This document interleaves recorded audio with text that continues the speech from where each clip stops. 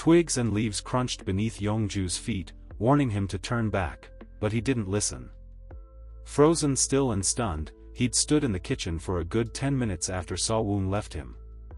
It took that long for realization to set in that Sawwoong wasn't returning. Upon cleaning the smeared butter on the floor, Yongju had returned to his room to replace his greasy socks with a fresh pair. He'd hung the soiled ones over the shower rod after a few attempts at rinsing. The thought of laundering them appealed to Yongju but dismissed the idea of using Sawwoong's facilities unauthorized. An overnight air-dry would do just fine, and he could then wash more thoroughly at home. With any luck his bag wouldn't smell of stale popcorn by then. If Yongju had thought his guilt-racked mind would grant him the ability to sleep, he'd turn in early. But sure to toss and turn even if he tried, he didn't bother changing into pajamas. In eerie silence he listened for signs of Sawwoong but found none, leading Yongju to slip outside. If Sawwoong smoked, he might have emptied out a whole pack out here, but his disposal of tobacco never led to developing the taste for it. Under the guise of hanging laundry, Yongju's mother once secreted this nasty habit. Lavender-scented air fresheners became commonplace in the home, but never quite masked anything. Reaching the surrounding woods, Yongju used the trees for balance.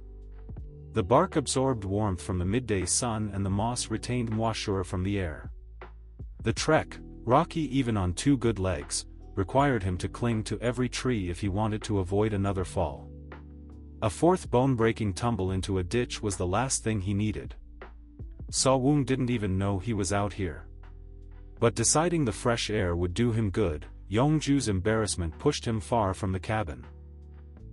Assuming him to be on the porch, relaxing with a cup of tea, Yongju felt fortunate not to have encountered him as he crept through the forest. A cautious voice in his head warned against going alone without telling anyone. But the only one there to inform was the man he was trying to dodge. As this was his third trip to the watering hole, Yongju walked with some confidence. First, led by Sawwoong, second, a pre-bedtime exploration, he felt he could reach it and return in one piece.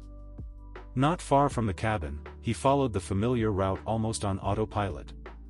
Yongju wondered if the path was natural. Had storms toppled the trees and disrupted rocks? Or, was this the work of years of footsteps beating down the foliage?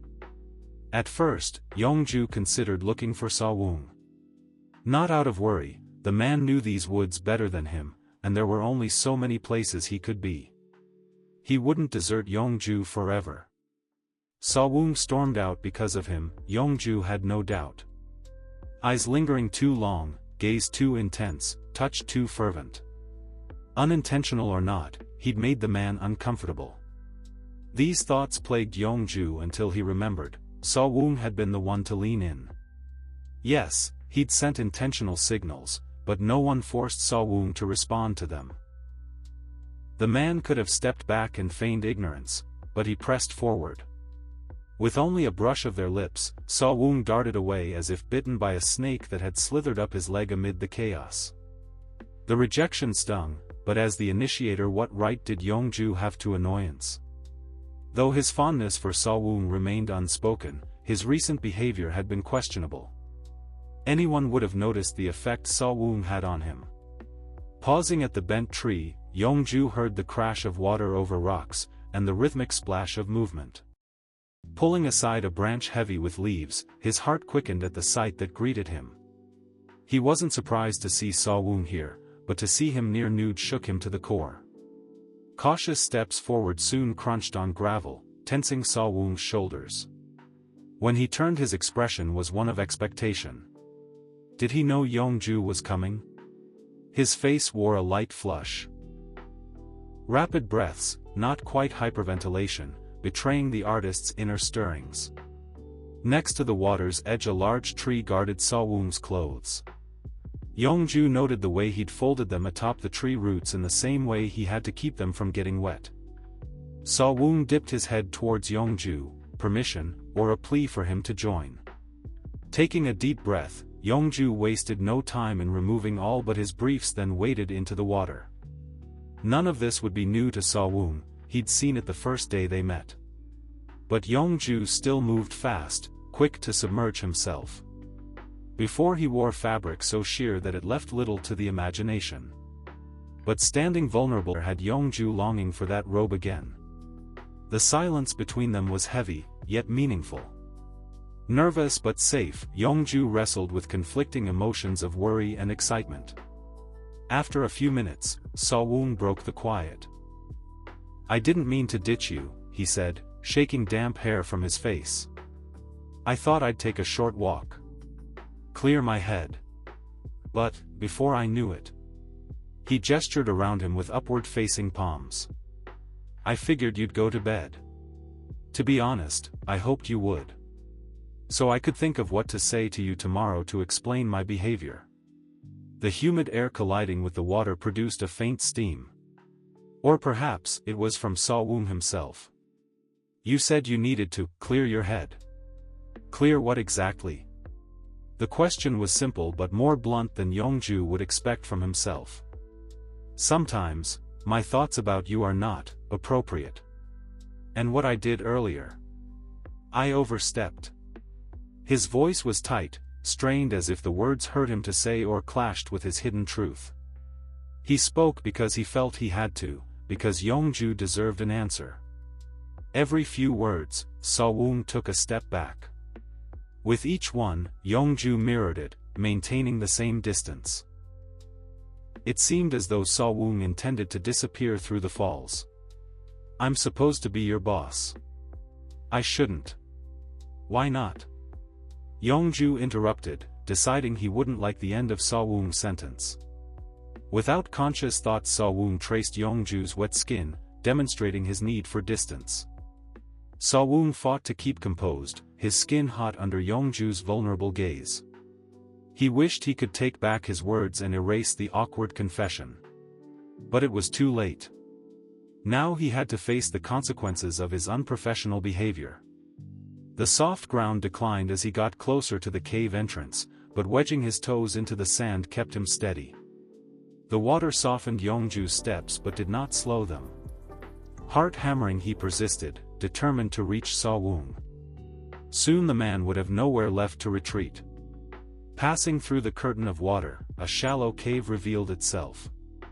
Though unfit for exploration or hibernation, it provided refuge from the humidity. The ground sloped beneath his feet down to a natural wading pool.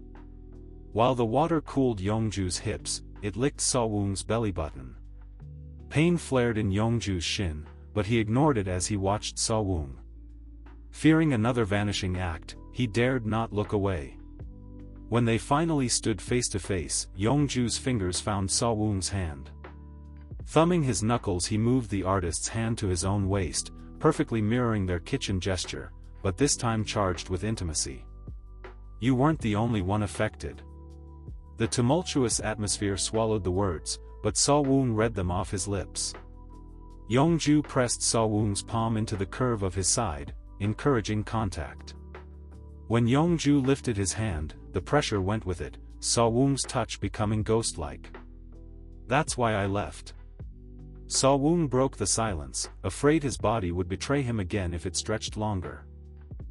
The way Yongju looked at Sawwoon went beyond idolization, and Sawwoon saw it from the jump. There was a fire in his gaze whenever he thought Sawwoon couldn't see him. Sawwoon dismissed this as a schoolboy crush, the excitement of meeting God in real life.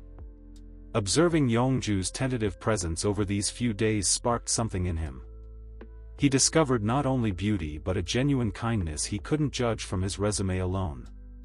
He began to think it wouldn't be so bad to be the object of Yongju's affection. Until the greed of his loneliness sought more. Sawwoon's fingers ghosted over Yongju's damp skin, unsure of what to do with them. "I needed distance." "From me?" Sawwoon nodded. The power imbalance between them was a definite contributor to Yongju's nerves. While unavoidable, some might took full advantage of their junior's vulnerable positions. Knowing full well desperation prevented them from standing up for themselves. Although Yongju hadn't worked for Sawwoon long, he could tell he wasn't that type. Never stepped out of the bounds of professionalism, as a good boss should. That disparity would be greater were the setting different. The consequences much more dire should Sawwoong slip up, if others vied for the boss's favor. Yongju understood how bad it would look to lounge in a throne on a gold pedestal while his colleagues sat in the dirt. As part of the agreement for taking this position, Sawwoong had paid half of Yongju's feet in advance. By week's end Yongju was set to receive the rest if Sawwoong deemed his performance deserving of it. The sum hadn't been small, either. He could quit now and still be set up for quite some time without need for another job. Though it might damage his still minute reputation. But Yongju would never do that. Even if Sawwoong wasn't someone he idolized, he would never consider walking away like that. He'd committed and would see this through, even with a bum leg. If Yongju left, Sawwoong could always find another model. Plenty of applicants had sent in their resumes and would do the job well. And without tripping over themselves. But Yongju would never get an opportunity such as this again. Sawwoong was right to point how frowned upon a romantic relationship with one superior would be. For certain, in an office, it would be something to hide. Something that could lead to the removal of them both for the company's sake. But here, right now, Yongju hadn't any rivals watching, waiting for him to mess up, which he'd already done plenty. There was no competition. No co-workers to hide from, to resent him for favoritism. And in regards to promotions, Yongju's only prospects were landing a long-term gig, or not. No higher position awaited him for shagging the boss. Unless he counted his potential upgraded status as some kind of promotion. Sawwoong was a prize, sure, but Yongju didn't see him as a trophy, had no intention of boasting this night to his friends. No one knew Yongju had booked this temporary internship except his sister. Some were sure to be stewing in jealousy as they waited for a call that would never come. Only a visit to Sawwoong's home would tell them that the position no longer needed filling. The lack of paparazzi and hounding fans proved Sawwoong's whereabouts remained unknown. Sure, his fame preceded him, but his village opted to help him keep his anonymity. Whether safeguarding Sawwoong or themselves, everyone benefited from the lack of prying eyes. I know you're trying to protect yourself. And me. I appreciate that. I do. Yongju stepped forward, one step in reverse and Sawwoong's back would hit the damp cave wall. He eyed his left and right for exit routes, of that there were two. Both led out of the water and into the thick trees. While valid escape routes, Sawwoong didn't feel the desire to take them anymore. His larger frame and strong arms could lift Yongju like a half-empty bag of flour and set him aside. But although his brain set the prompt, his hands weren't listening. The other one had even joined the first on the opposite side of Yongju's silken body. Sawwoong couldn't recall ever moving it there. He tried to convince himself of the inaccuracy that he was only Yongju's crutch. I'm not saying this isn't improper. It is. Sawwoong took a breath, his heart racing but his resolve clear as he awaited Yongju's next words. What I am saying, is I don't care. The waterfall's roar dimmed in Sawwoong's ears. Not because it stopped, but because the pounding in his temples bellowed louder. The proximity to Yongju overwhelmed his senses. Wet skin. A delicate necklace draped over his collarbone. Shimmering freckled shoulders. Lush lips he'd not dared to dwell on. Staring too long at his mouth put Sawwoong in knowing danger of indulging his urges. A growing part in his mind began to side with Yongju. Would it matter if they crossed that line? As if sensing his thoughts, Yongju reassured, there's no one else here. No office, no staff. No paparazzi, no fans. There's me, and there's you. Sawwoong finally allowed himself to acknowledge their seclusion. High in the mountains, far from the city and any chance of accidental discovery. Even if someone did hike here, loud splashes would give ample time for the pair to separate from one another. They could play the part of friends taking a dip, sheltering from the sun. With a sudden burst of confidence, Yongju closed the gap between them, in a way he only experienced in sleep. A chill ran through him as he stood at the edge of the line. He come close but hadn't yet crossed it as he looked to Saw Woong for permission. The lack of resistance from Saw Woong told him everything. As Yongju placed his hands on the man's shoulders, this time he didn't inch away. He pressed his forearms, one bandaged, one not, against Saw Woong's toned chest, and bit his lower lip.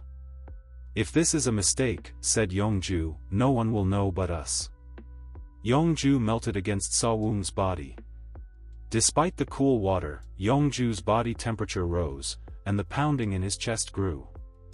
The turmoil felt through Saw Woong's chest, told Yongju he wasn't the only one. Though now confident in words and actions, inside the regret had him wanting to retreat. But like a backseat passenger, he could only watch things unfold, powerless to stop them. Their foreheads brushed, breath mingling. Yongju's fingers caressed Saw Woong's shoulder muscles as if he were a precious jewel. They held no uneasy tension anymore, but were firm and strong. Without a sound, Saw Woong watched Yongju's face come steadily closer, listening to his soft, seductive words. Making sense of the chaos in his mind, now an impossible task, body screaming at him to seize the moment. He'd been with people who promised no strings before, a few interested parties at art school, but none lasted. The studio occupied more of his attention than he could ever seem to give. Everyone had broken it off with him, none lasting more than 4 months. They cared more for his fame, rising fast, than him, yet still couldn't stick it out. Not even to use him as jewelry to impress rivals. Not for long, anyway. Saw Woong's reserved nature left little room for connection. With Yongju, he felt the icy barrier around himself melting away, moment by moment. He'd never expected this when he first picked up Yongju's resume. Never thought this would be anything beyond professional. A week of awkward portrait sitting and photography, and then back to his solitude. Yet here they were, Yongju in his arms, and Saw Woong torn between letting go and holding back. This time, Yongju took the initiative. Careful, as if giving Saw Woong a chance to flee, but knowing from how Saw Woong held him that he wouldn't. Yongju's breath hitched in his throat as Saw Woong tugged him closer.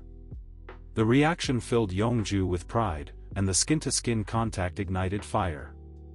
The kiss began slow, hesitant, but electric, like a live wire touching water, surging from one man to the next.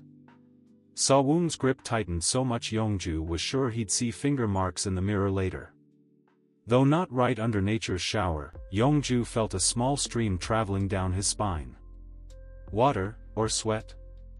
Unclear. Sliding a hand up Saw Woong's neck. Not pulling, guiding, he rested his thumb on his strong jaw. As he targeted Saw Woong's bottom lip, the kiss deepened. Yongju devoured that lip like it was the sweetest thing he'd ever tasted. Without even trying it, he knew the orange cake they'd baked earlier wouldn't come close. Saw Woong anchored his hands around Yongju's lower back. This not only steadied Yongju, but himself, too, as their lips smacked together. Soft mews escaped Yongju in brief moments apart, which only emboldened Saw Woong further. Were he not too absorbed in the artist to care, these sounds might embarrass Yongju. This fantasy had occupied his brain for years, it was hard to believe it possible now. Still, he wasn't sure this was real and not another fierce fabrication, so he savored every minute. Committing the taste, softness, warmth of Saw Woong's lips to memory. Water dripped down his back as Yongju's other hand tangled into the black abyss of his hair. Fever took hold of them now, the pair very aware this might be their only chance. Saw Woong had made his reservations about even standing this close to him very clear. After this, he might put greater margin between them. But the way Saw Woong chased Yongju's lips whenever he parted for air made him smirk. Even if Saw Woong denied it later, this told him the feelings were indeed mutual. Then, all too sudden reality crashed back like the waterfall's shouts. Saw Woong moved his hands from Yongju's body and smirked as this produced a frown. In a final act of defiance, he brushed a lock of wet hair from Yongju's scarred temple. Both breathed heavy like they'd been running a race, and in a way they had. A race to evade Sawwoong's senses before they caught up with them. Yongju kept his eyes closed, afraid to open them and find himself back in the cabin, or worse, alone in his apartment. We shouldn't have done that? Yongju's sweet voice cut in, finishing Sawwoong's sentence. Sawwoong nodded, lacking conviction. It sounded like he was trying to assure himself he hadn't completely lost his scruples. Yongju thanked himself for cracking the veil enough to see Sawwoong's genuine spirit beneath. Yeah, maybe you're right. But we did. And I'm glad. He leaned forward, pressing his forehead to Sawwoong's, relishing in the contact one last time. If he couldn't kiss him anymore, at least he could do this. His tongue flicked out to lick his lip. Sawwoong's hungry eyes followed the movement, making Yongju giddy inside. In silence he waited for Sawwoong's next move. Finally, Sawwoong murmured, "We should go back." Then, almost sheepish, he added something that made Yongju cackle. A sudden pivot from passion to innocence. Want some cake? Thank you for watching. Please like, comment, and subscribe for more.